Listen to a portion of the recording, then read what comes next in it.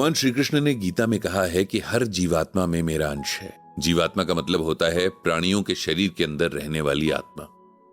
जब भगवान खुद से ये बात कह रहे हैं तब हमें इसकी गहराई समझते हुए दूसरों की और खुद की रिस्पेक्ट करनी चाहिए, क्योंकि ऐसा ना करने का सीधा सीधा मतलब ये हुआ कि हम भगवान की रिस्पेक्ट नहीं कर रहे हैं।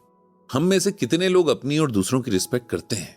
दूसरों की तो दुनिया को दिखाने के लिए या वाकई सच्चे दिल से रिस्पेक्ट कर भी लें, लेकिन अपनी कितनी रिस्पेक्ट करते हैं? इस सवाल का जवाब हम में से हर किसी के पास मौजूद है, बस अपने अंदर झांक कर देखने की जरूरत है। पंडित जी और बृजभूषण जी के पास ऐसे कई लोगों के मेल्स या कॉल्स आते हैं जो अपने सवालों के जवाब अपने अंदर ना ढूंढकर कभी दुनिया में तो कभी भगवान में ढूंढते हैं। अगर उन्हें खुद के भीतर झांकने का सलीका आ जाए तो उनके मैक्सिमम जवाब उन्हें खुद मिल जाएंगे। श्रीमद् भगवद गीता हमें यही सिखाती है, खुद को पहचानना, अपने मन को आईने की तरह साफ रखना, और जब लगे कि कहीं उलझ रहे हैं तब उसमें खुद को देखना। उलझन अपने आप सुलझ जाती है। दूसरों की क्या कहें, पंडित जी भी अब जाकर ये सीख पाए हैं, लेकिन उनके सीखने की राह आसान नहीं थी। उन्हें कई बार खुद को भटकने से बचाना पड़ा था। जब दुनिया के रंग उनकी आंखों को लुभा रहे थे तब उन रंगों के पीछे छिपे दुख और भगवान से दूर करने की उनकी ताकत देखकर वे डर जाते थे, क्योंकि चाहे हम कितना भी कहें लेकिन नेगेटिव पावर्स हमें ज्यादा जल्दी अपनी तरफ खींचती हैं, अपने कंट्रोल में कर लेती हैं बजाय पॉजिटिव पावर्स के।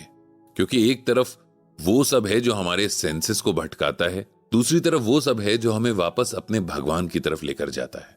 कुछ साल पहले तक वे भी कहां सेल्फ रिस्पेक्ट और ईगो के बीच का महीन फर्क समझ पाते थे।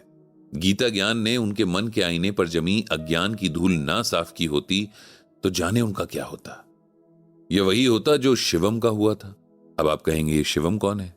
शिवम वो इंसान है जिसकी पूरी पर्सनालिटी को कुछ उसके अपनों ने ही खत्म कर दिया था, और जब सेल्फ रिस्पेक्ट जैसा कुछ भी उसके पास नहीं बचा तब उन्हें एहसास हुआ कि ये उन्होंने उसके साथ क्या कर लिया था। शिवम पंडित जी के कलीग माधव जी का बेटा है, और पंडित जी उसे उस दिन से जानते हैं जिस दिन से वो पैदा हुआ था। माधव जी पंडित जी के ऑफिस में सुपरिंटेंडेंट थे।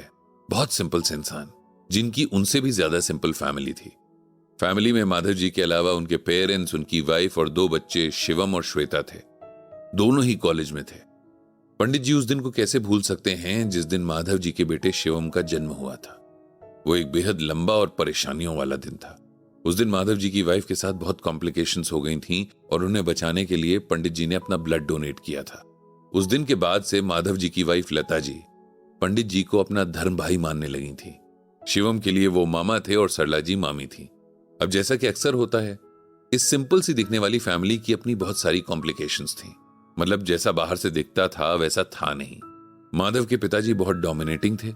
आर्मी से रिटायर्ड थे, लेकिन आर्मी ने उन्हें खुद से रिटायर नहीं किया था। 80 साल की उम्र में भी वो बहुत एक्टिव थे। उन्हें हर चीज अपने शेड्यूल के हिसाब से चाहिए होती थी। उन्हें यह समझ नहीं आता था कि उनसे बस 30 साल छोटा उनका बेटा अपने बचपन की तरह उनकी हर बात नहीं मान सकता था। और अब उनके बेटे की अपनी एक फैमिली है, 2 बच्चे हैं, और उसने भी अपनी आधी से ज्यादा जिंदगी काट ली है।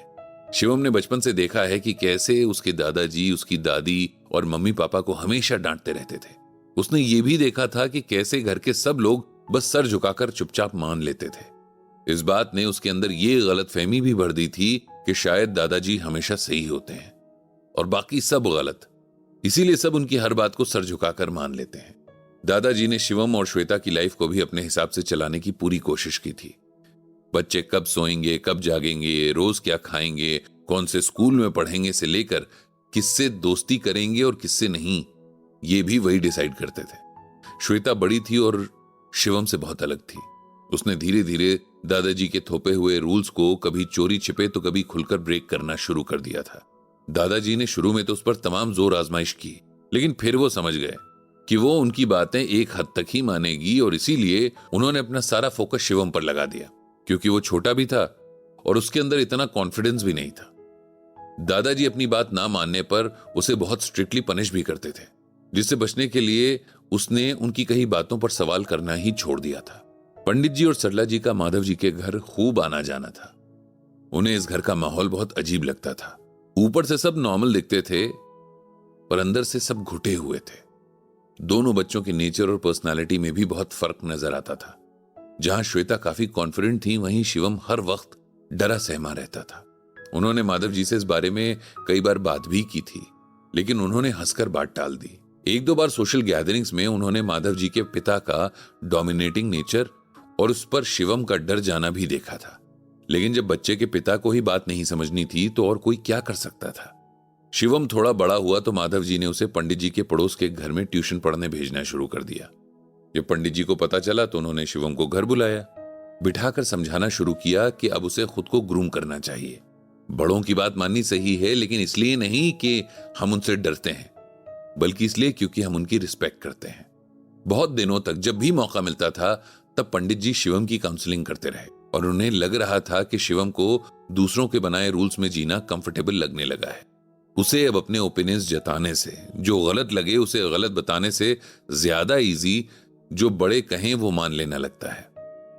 शिवम के दादाजी ने उसे बहुत ओबीडियंट बच्चा बना तो दिया था, लेकिन ऐसा करने के प्रोसेस में उसकी सेल्फ रिस्पेक्ट से लेकर किसी भी बात के पीछे का लॉजिक और रेलेवेंस जानने की इच्छा को खत्म कर दिया था। अगर उसके दादाजी कहते कि कल सुबह तुम्हें 4 घंटे वॉक करके आना है, तो वो वजह नहीं पूछता था, बस हाँ कह देता था। दादाजी इससे बहुत खुश होते थे, लेकिन उन्हें यह नहीं दिख रहा था कि उन्होंने उसे एक दब्बू बच्चा बना दिया था और ये उसका नेचर बनकर उसे पूरी जिंदगी परेशान करने वाला है। दादाजी तो अपनी अच्छी खासी लाइफ जीकर अपने इस जन्म का शरीर छोड़ गए, लेकिन शिवम की पूरी पर्सनालिटी को बर्बाद कर गए।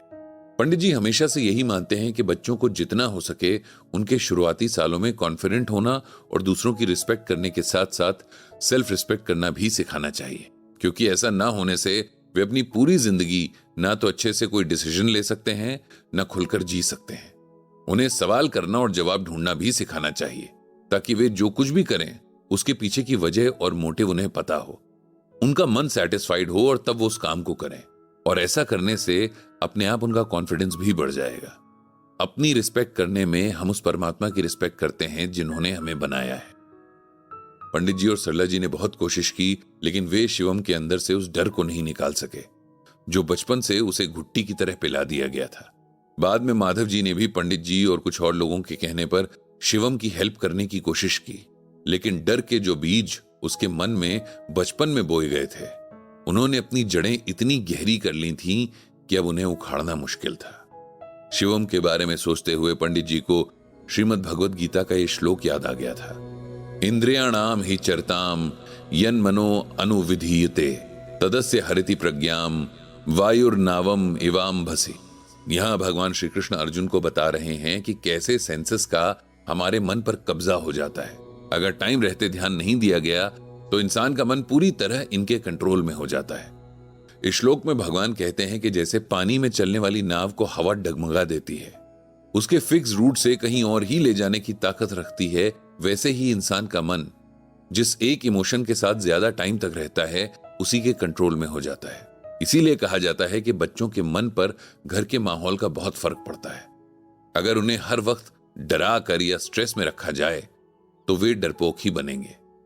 जितना अच्छा घर का माहौल होगा, बच्चों को बड़ों की तरह रिस्पेक्ट दी जाए तो उनके अंदर दूसरों के साथ साथ अपनी रिस्पेक्ट का भाव भी जागता है, जो उनकी पर्सनालिटी में झलकता है। यही सब सोचते हुए पंडित जी ने भगवान श्री कृष्ण से सबको सद्बुद्धि देने